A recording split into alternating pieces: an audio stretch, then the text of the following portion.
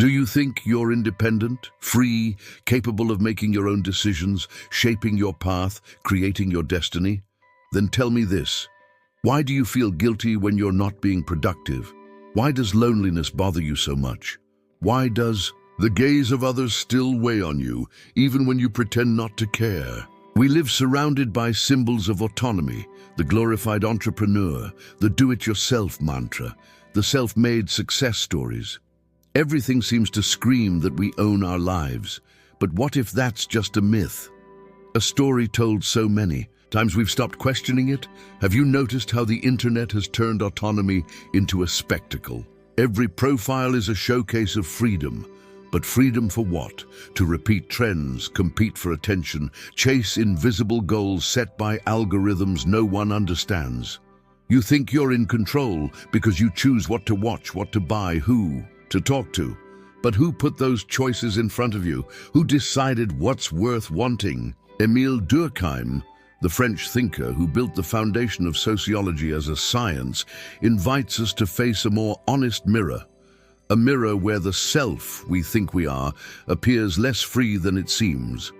Because for Durkheim, what shapes us doesn't come from within, but from outside. Society, invisible rules, structures we no longer even notice. We think we choose our clothes, our words, our dreams. But who sets the trends? Who defines what's acceptable, what's desirable?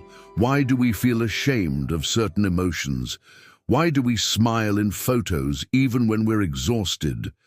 Have you ever considered that even your sadness has a time and place? To exist, Durkheim would say, you are a product of collective morality, a web of norms and expectations that shape even your deepest feelings. Like when you feel relief following your routine or guilt for resting. It's not just psychological, it's social. Guilt, duty, pride, fear.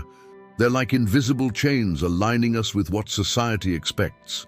And even when you try to break free, to escape, isolate yourself, live an alternative lifestyle, the very idea of rebellion was scripted by others long before you. There's already a frame around what it means to be free. Without realizing it, you've just switched cages. Durkheim asks us a disturbing question. If you were stranded on a deserted island with no one to watch, judge, or expect anything from you, who would you be? What would be left of you without the gaze of others? Maybe the real prison isn't made of bars, but of eyes that surround us. If this idea stirs something in you, makes you uncomfortable or curious, don't run. Stay with it, stick around till the end, and if you feel like it, subscribe, like, or share, not out of habit. Only if this discomfort belongs to you too. You've been taught that you're an individual. From childhood, you're told to be yourself, to follow your dreams, to stand out. The movies you watched, the books you read, the ads you scrolled past, they all whispered the same promise. You are unique, and your path is yours alone. Freedom became a product, individuality a brand, and identity something to be carefully curated like a digital storefront. But Durkheim would ask, is that really you, or just the role you were assigned? The modern world loves the myth of the self-made person. It's seductive. It tells you that your success is the result of your hustle, your will, your decisions. If you're happy, it's because you earned it. If you're struggling, it must be your fault. The myth erases the weight of society, replacing it with the illusion of total control. Look around. You work to find yourself, to build your identity, to express your truth. But how much of that identity is just a reflection of what your culture has declared admirable? How often are your preferences shaped by trends, by the need for validation, by what others have already celebrated? Durkheim exposes a painful truth. Society is not just outside of you. It's inside. Its norms, expectations, and values don't simply surround you. They inhabit you. Your thoughts, your goals, your shame, your pride, all pass through a filter you didn't design. It's not that you can't choose. It's that the range of your choices has already been narrowed long before you arrived. Even the idea of Breaking the mold fits neatly within the same system. Being different has its own script, its own rewards, its own audience. The rebel becomes another character in the drama of conformity. Think about how many times you've acted not out of desire, but out of fear. Fear of exclusion, judgment, irrelevance. Think about how many of your dreams are quietly borrowed. How many of your goals are actually obligations in disguise? Durkheim called this force the collective conscience. It's what binds people together in invisible ways. It teaches us how to feel, how to love, how to grieve. It offers comfort, but it also demands obedience. You don't need a tyrant when the people around you already enforce the rules. And so the myth persists. You believe you're choosing, but in reality you're performing. On a stage built by others, reading lines you didn't write. What if your independence is just a well-rehearsed routine? You wake up, check your phone, scroll through faces, updates, news, expectations. You haven't even left your bed, but the world has already entered your mind. Your thoughts are no longer your own. You're already comparing, reacting, adjusting, and the day has barely begun. This is the prison you don't see. Durkheim warned us. Modern society doesn't enslave with chains. It binds through norms, through routines, through the silent pressure of belonging. You think you're acting freely, but your behaviors are shaped by invisible codes. The way you dress, the way you speak, even how you feel about yourself. Take a moment to observe how rarely you're alone with your mind. Silence feels like a threat. You need background noise. You need distraction. You need to be seen, or at least connected. Not because it brings joy, but because solitude now feels unnatural. Durkheim would call this anomie, the disorientation that comes when traditional structures lose their grip, but nothing truly liberating takes their place. You're no longer bound by rigid traditions. That's true. But in their place came new commandments, subtler, more flexible, but just as controlling. Be productive, be relevant, be visible, be liked. There's no priest, no king, no general shouting these orders. Just the quiet hum of society nudging you every minute of the day. Work is no longer just labor, it's your identity. Social media is no longer entertainment, it's your validation. Leisure is no longer rest, it's another performance. Even rest must be optimized. Even joy must be aesthetic. You're part of a vast machinery where everyone plays their part, not because they're forced, but because they've internalized the script. You've been trained to want the system that uses you. That's the genius of modern control. Durkheim saw this danger not as conspiracy, but as consequence. As societies evolve, the glue that held people together weakens. Shared rituals fade, common values dissolve, and what replaces them is not true freedom, but fragmentation, anxiety, isolation masked by constant connection. So you keep moving, keep achieving, keep pretending, because stopping would mean facing the silence, and the silence might reveal something terrifying. You don't know who you are outside the system. What happens when you realize you're performing a role you never auditioned for? Durkheim didn't come to destroy the illusion, he came to explain it. To map the architecture of what holds society together, and to show that what we call freedom is often just well-managed dependence. His central idea was simple but radical. Society is not a collection of individuals. It's a living system. And you are one of its cells. You're not outside of it, observing it. You are inside it, shaped by it, participating in it, whether you know it or not.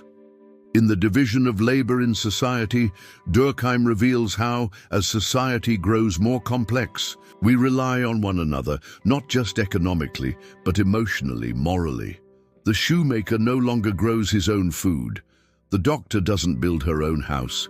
We depend on others, and this dependence creates bonds, but these bonds are not always visible. They operate through shared values, shared rules. We internalize them. They become part of how we see the world. And this, Durkheim called social facts, invisible forces that exist outside of us, yet shape our behaviors as if they were laws of nature. Think of money, religion, the work week, the idea of success. These aren't natural facts, they're social, but they govern you just the same. Try ignoring them and watch how quickly society corrects you. In Suicide, perhaps his most famous and haunting work, Durkheim showed that even the most personal act, ending one's life, is deeply social.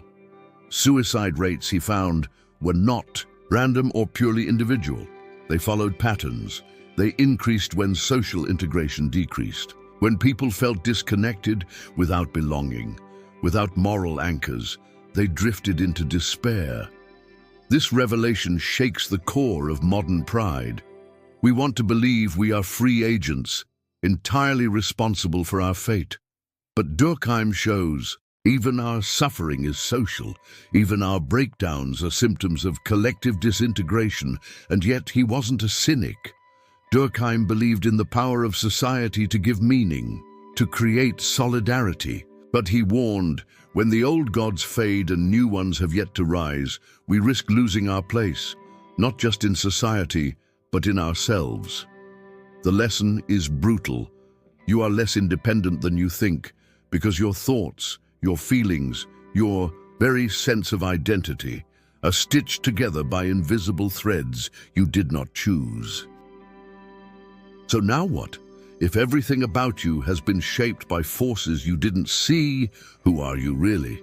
You've spent your life believing you are you, that your tastes, your ambitions, your beliefs came from within, that the voice in your head is yours.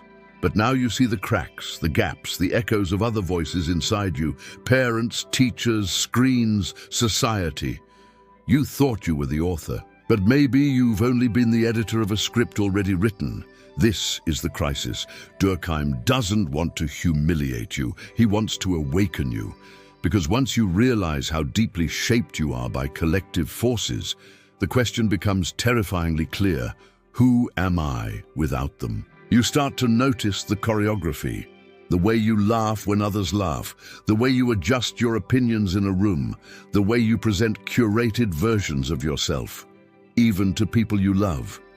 You wonder if you've ever said what you truly meant, or if you've always said what was safe. Durkheim would say, this isn't failure, it's structure. Social life is a performance, and we're all actors. But the stage isn't neutral. Some scripts are written in stone, some roles are easier to play, and the ones who refuse to act, they're punished, not by force, by silence, by absence, by exclusion. You begin to feel it, not guilt, but grief, the grief of meeting yourself again and realizing you're a stranger, the grief of understanding that your pain isn't entirely yours, that your anxiety might be society speaking through your nerves, that your loneliness isn't personal but structural, that your restlessness is not weakness but a signal that something essential is missing. And yet it's here, in this discomfort, that something rare begins. A clearing, a space, a moment of honest reflection. You start to question not only the world, but your place in it. You begin to feel the weight of the mask you didn't know you were wearing. Durkheim doesn't offer a way out of this instantly. He offers something better, understanding, and from understanding, the possibility of choice, not blind reaction, not reflexive rebellion, but conscious response. So, who are you when no one is watching? Who do you become when you stop performing? When you step off the stage, if only for a moment, and allow yourself to sit in the silence? You've been trained to be someone, but maybe now, for the first time, you are less independent than you think, but that doesn't mean you are powerless. Durkheim didn't leave us in despair. He left us with clarity. And in clarity, there is freedom.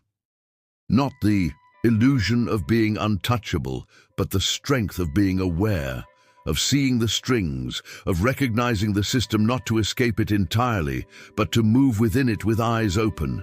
The truth is, you will never be completely free from society. And maybe you shouldn't be, because it's also society that gives love, meaning, purpose. The danger isn't in belonging, it's in forgetting that you were taught how to belong, that your patterns were rehearsed, that your cage was painted to look like a field. Now that you've seen it, even just a glimpse, the choice is different. You can pause before reacting. You can ask yourself, is this really me, or just the training? You can start to reclaim the parts of you that were silenced. You can choose your rituals, rebuild your values. Define your success without waiting for the algorithm's approval. Freedom doesn't come from breaking all the rules. It comes from knowing which ones you're obeying and why. So look at your routines, your desires, your fears, not with shame, with curiosity. Trace them back. Where did they come from? Who do they serve? Which ones still serve you? And if this idea burns somewhere inside you, if it cracks something open, don't let that moment pass. Sit with it. Let it ache. Let it teach you. And then share it, not because you should, but because someone else is still inside the illusion. Someone else still thinks they're alone in this, and maybe what woke you can wake them too. So if this reflection stirred something, don't keep it quiet. Pass it forward, share this video, follow this channel, not for metrics, for meaning. Because someone out there is still sleeping, and your voice might be the spark.